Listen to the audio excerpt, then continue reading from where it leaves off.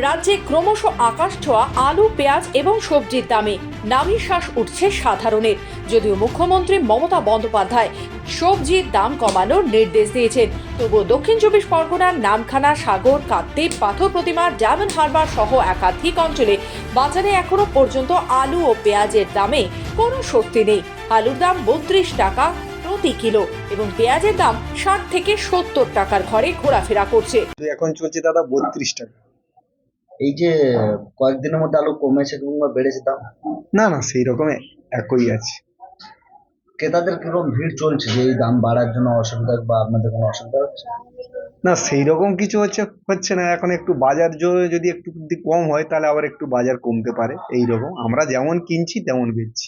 32 টাকা করে আলু আর পেঁয়াজ 70 টাকা, সবজি 50 টাকার নিচে নেই, সবসময় 50 টাকার উপরে আসা প্রত্যেকটা সবজি। আমাদের খুব অসময়ে এই সবজির দাম বাড়ার জন্য আমরা এখন আলু সিদ্ধ ভাত খেতে পারছি না। নবান্ন থেকে তো বলেছিল যে সবজির দাম কমবে, তাও তো কমছে না তো। শুধু আলু ও পেঁয়াজ নয়, অন্যান্য নিত্য প্রয়োজনীয় সবজির দামও লাগাম ছাড়া। আদা 75 থেকে 80 টাকা, টমেটো 60 থেকে 70 টাকা, পটল 70 টাকা, সিম 50 টাকা, ফুলকপি ও বাঁধাকপি 40 টাকায় বিক্রি হচ্ছে।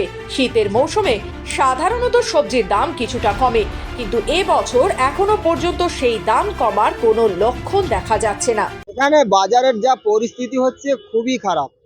আলুর দাম বাড়া, পেঁয়াজের দাম বাড়া, প্রত্যেকটা সবজির দাম বাড়া, গরিব মানুষের একদম এতে ঢুকে যাচ্ছে। ফলে বাজার করতে গিয়ে 500 টাকা খরচ করলে ব্যাগ থাকে প্রায় খালি।